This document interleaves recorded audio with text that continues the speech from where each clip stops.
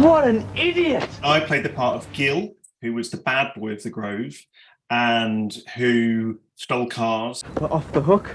How? Vic, that's how.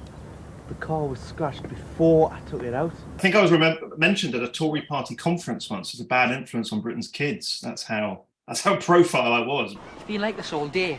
What's the matter? Nothing. It's you and Debbie, isn't it? First series, Deck was in it. The first series, Ant wasn't in it. He's not even an original. He came in the second series. I think there were only 4, maybe 5 channels in 1989. So we were getting, I think, 7 or 8 million, which is like more than X Factor was getting 10 years in. Do you know what I mean? So it was a huge deal. We all became sort of famous overnight.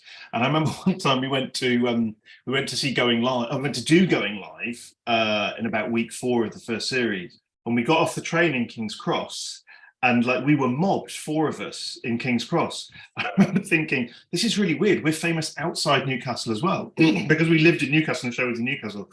In our brains, we were just famous in Newcastle. So that's the first way in which it was big. The second way in which it was big, I think, was it was quite a big thing for children's TV. So thing number 1, it was the first time that kids in the South had really seen the Northeast. So I grew up in Essex till 1984 and moved to Newcastle. And my friends in Essex were like, do you have hot and cold running water? Like all they'd seen was when the boat comes in. Do you know what I mean? If that. And then the second thing was, it was pretty groundbreaking for kids' telly. I mean, Grange Hill was obviously amazing, but it was the first time that I think kids' telly has talked about periods and a lot of things that, you know, kids were thinking about, but 30 years ago hadn't discussed on telly. PG went out with Debbie Dobson, didn't he? For a while, yeah. Rumour has it you went out with her as well. Did that strain your friendship? No, not particularly.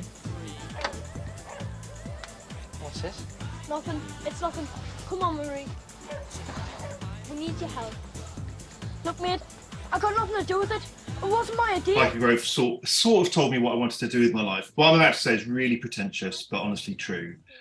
First day on my first take of my first scene, it was like the finger of God came down and pointed at the director and said, that's what you want to do with your life. Because I was sort of interested in drama and writing a bit and music, and like directing films or telly just seemed to bring all that together. So I spent the next 10 years of my life trying to do that, and, you know, had screenplays produced by Film 4 and Columbia TriStar, and it all went great until I got to about 26 and thought, actually, I don't think this is what I want to do in my life. So it was sort of good and bad. And what was it like on set? Well, as you say, yes, we were working with huge stars like Anton Deck and Jill Halfpenny, but they weren't huge stars then. We were all just a lot of naughty boys and girls, and we were constantly being told off. I was 16, so I felt old, and they were all like 13, 14. So I was constantly being told off like a 13, 14-year-old, and was constantly very indignant as to why I had to, you know, be treated like this. So those are my abiding memories of being on set. That's Marie. And the other one is Anna. Nice to meet you, girls. You can like literally reboot it and take the themes, which are, I guess, you know, broadly working class kids in the Northeast, and try and create something completely new.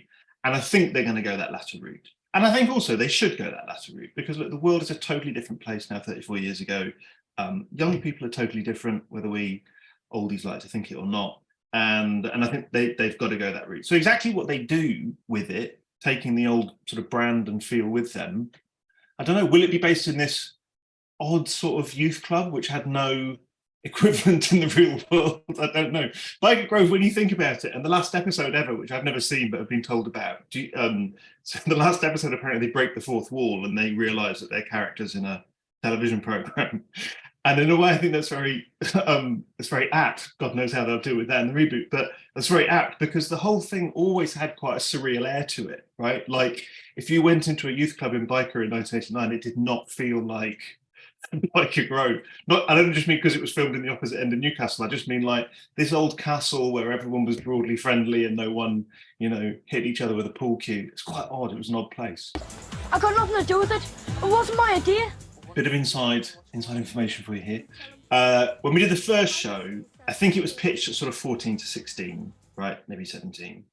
And then I think after 1 or maybe 2 seasons, maybe after the first 2 seasons, the higher ups at the BBC said, look, this is clashing with Grange Hill, right? Which was also still at the same time. Like, you need to be your own sort of niche. And if you remember, it's a very specific thing. You'd have seen it if you ever watched it, which you probably didn't, because neither did I, because like by this time I'm 18, 19, and the show sort of became repitched for about 13 to 14-year-olds. And that's sort of what I mean by that slightly surreal feel. Like how many events did they have to raise funds for the Grove? Like they were doing things that kids just in Byker just didn't do really. So that was part of this repitch for slightly younger viewers, right? So that's the first thing. The second thing about this idea that Newcastle's very different, as you say, moved from heavy industry to cafe culture. Yeah, but all of that will just be part of the new show. Like any show is written to be the product of its times. So that's a sense in which the reboot will naturally be different. The question is, to the first point, whether they want to go that 13, 14-year-olds route, or whether they want to go 16, 17, or even older, Geordie Shore, 18, 19, 20, or maybe even like sort of Hollyoaks span more of an age gap. I don't know. I have no idea. It'll be interesting to see what they do. There's pop minds working on this.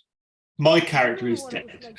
Okay, my character is dead. But I mean, even the days of the early show, the first show, I felt it was very legitimate, right? That my character had a twin brother, okay, who had been, adopted at birth by a family of stockbrokers from the south of England, and that he'd come up, with a very genuine intention to try and find his now deceased twin. And I thought I would have pulled that off very well in a Jeremy Irons sort of a way. Do you know what I mean? I think there's still the capacity for that. That still exists.